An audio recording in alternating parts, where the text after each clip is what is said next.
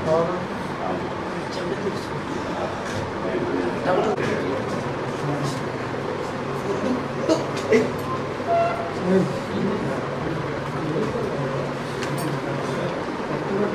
ఈరోజు చలో పన్నాడికి అనుమతులు లేవు సార్, దయచేసి మీరు ఇంట్లో ఉండి పోలీసు వారికి సహకరించాల్సిందిగా ఏం చేస్తాం? పోలీసు శాంతి భద్రతకి శాంతి భద్రతలు పెట్టాలి. ఆ ఊరు మేము పోకూడదు, ఆ నియోజకవర్గాన్ని మేము పోకూడదు. అదే మమ్మల్ని కోఆపరేట్ చేయమంటారు, అవతల వాళ్ళని మాత్రం విచ్చలవిడిగా వదిలేస్తారు.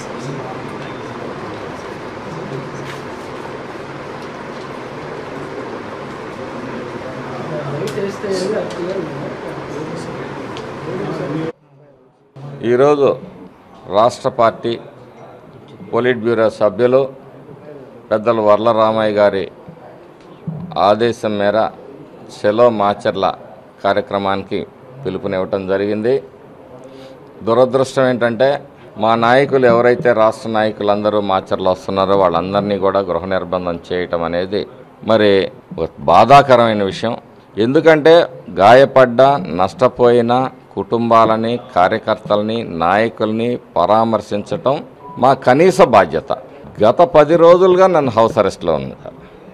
అతన్నేమో హైదరాబాద్లో తిరుగుతూ ఉన్నాడు. మరి నన్ను కనీసం మా ఊరన్నా పంపేయండి, అక్కడ ఏం జరుగుతుంది ఏంటి వాస్తవాలు ఏంటి అని తెలుసుకొని మరి వాళ్ళకి కొంత ధైర్యం చెప్పాల్సిన అవసరం ఉంది అని చెప్పేసి మేము అన్నప్పటికీ కూడా 2 రోజులు ఆగండి, 3 రోజులు ఆగండి అంటూ వాయిదా వేస్తూ వచ్చారు. మాచర్ల నియోజకవర్గంలో ఎన్ని అరాచకాలు జరిగాయనేది ఒక్కొక్కటిగా నిజాలు బయటకు వస్తున్నాయి. రాత్రి కొత్త పుల్లారెడ్డిపురంలో జరిగిన దాడులు ఏవైతే ఉన్నాయో అవన్నీ కూడా బయటకు వచ్చాయి. మరెన్నో నిజాలు కూడా భవిష్యత్తులో ముందుకు రాబోతూ ఉన్నాయి. కాబట్టి ఈరోజు మా యాత్రను ఆపినా ఇక 2-3 రోజుల తర్వాత అయినా మేము వెళ్తాము. మేము యుద్ధానికి పోవటం లేదు, వాళ్ళలాగా పరామర్శల పేరుతోటి రాడ్లు, కర్రలు, కత్తులు తీసుకొని పోవటం లేదు. ఇవన్నీ కూడా పోలీస్ శాఖ వారు అర్థం చేసుకోవాలి. అవసరమైతే మా వెహికల్స్ అన్నీ కూడా సోదా చేసుకోవచ్చు, మాకేం అభ్యంతరం లేదు. పరామర్శ పేరుతోటి రాడ్లు, కర్రలు, కత్తులు, బాంబులతో పోయిన వాళ్ళనేమో ఆపలేకపోయారు. మేము వాళ్ళ కన్నీళ్లు తొడవటానికి, కష్టాలు తెలుసుకోవటానికి పోతూ ఉంటే ఈరోజు మమ్మల్ని ఆపేస్తూ ఉన్నారు. ఇప్పుడు మేము ఒక కుటుంబాన్ని దగ్గరికి వెళ్ళి వాళ్ళని పరామర్శిస్తూ వచ్చే శాంతి భద్రతల సమస్యలు ఏంటో మాకు కూడా అర్థం కావటం లేదు. ఈరోజు మాచర్ల ఎమ్మెల్యే స్వయంగా పోలవాయి గేట్లో పాల్గొని ఈవీఎంను పగలగొట్టి విధ్వంసం చేస్తే అతని మీద, అట్లాగే మరి గిరి గారు ఎవరైతే మా పోలింగ్ ఏజెంట్ ఉన్నారో ఆయన మీద దాడి చేస్తే మరి ఏ సెక్షన్ కట్టకనే పరిస్థితి. ఒక రకంగా ఏంటంటే పల్నాడులో ఇవాళ దాడులకు గురైన వ్యక్తులు అందరూ కూడా ముందు ప్రాణాలు రక్షించుకోవడానికి పక్కన వాళ్ళు పోలీస్ స్టేషన్కి వెళ్తే పోలీస్ స్టేషన్లో కంప్లైంట్ చేసుకునే దిక్కులేదు. ఆ పరిస్థితుల్లో వాళ్ళు అక్కడ ఉండలేక మరి మీ మీద కూడా కేసులు పెడుతున్నారనే పుకార్లతోటి చాలామంది చెట్టుకొకళ్ళు పుట్టకొకళ్ళు పోయారు.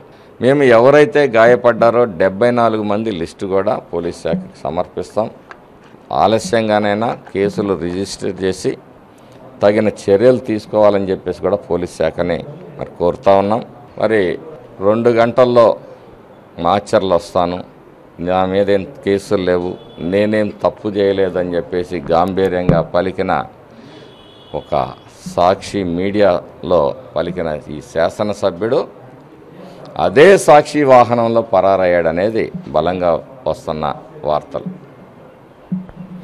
మరి చూస్తూ ఉన్నారు, ఏదో కమోడ్లు తయారు చేసే ఫ్యాక్టరీలో అతన్ని అరెస్ట్ చేశారు అని కొన్ని వార్తలు వస్తూ ఉన్నాయి. అంటే ఆ రోజు అన్పార్లమెంటరీ లాంగ్వేజ్ కూడా వాడుతూ నా మీద దుర్భాషలాడాడు. మీ పార్టీలో బూతు రత్నాలు చాలా ఉన్నాయి, అందులో కూడా నువ్వు ఒక బూతు రత్నాన్ని. నవరత్నాల్లో అరాచక రత్నాలు, దోపిడీ రత్నాలు, దుర్మార్గపు రత్నాలు, రౌడీ రత్నాల్లో నువ్వు ఒక బూతు రత్నానివి, రౌడీ రత్నానివి, దోపిడీ రత్నానివి. అన్నీ నవరత్నాల్లో అన్నీ క్వాలిఫికేషన్స్ నీకే ఉన్నాయి రామకృష్ణారెడ్డి. దోపిడీలో కానీ, దుర్మార్గంలో కానీ, దౌర్జన్యంలో కానీ. మరి వెంటనే మరి పారిపోయేది ఎందుకు? నువ్వు తప్పు చేయని వాడివైతే ప్రజాప్రతినిధిగా 4 సార్లు పనిచేసినాడు, ప్రజల ముందుకు రావాలి, చట్టం ముందుకు రావాలి, చట్టాన్ని గౌరవించాలి, వ్యవస్థల్ని గౌరవించాలి. నువ్వు పారిపోయావంటే మరి నీకు అసలు ఈ వ్యవస్థల పట్ల గౌరవం ఉందా? ఎన్నికల వ్యవస్థ మీద నీకు గౌరవం ఉంటే ఈవీఎంని పగలగొట్టవు. నీకు దాని మీద కూడా గౌరవం లేదు. ఇలాంటి ఎన్నికల నిబంధనలను ఉల్లంఘించి నా వ్యక్తుల్ని డిస్క్వాలిఫై చేయాలి. ఖచ్చితంగా డిస్క్వాలిఫై చేయకపోతే చిన్న చిన్న కేసులతో వెంటనే బెయిల్ వచ్చే విధంగా సెక్షన్లను పెడితే భవిష్యత్తులో ఏ వ్యక్తి కూడా ఈవీఎంని పగలగొట్టడానికి సంకోచించడు. కాబట్టి ఎన్నికల కమిషను, పోలీస్ శాఖ తగిన విధంగా స్పందించి వీళ్ళ మీద కఠినమైన చర్యలు తీసుకోవాలని చెప్పేసి ఈ సందర్భంగా కోరుతా ఉన్నాను.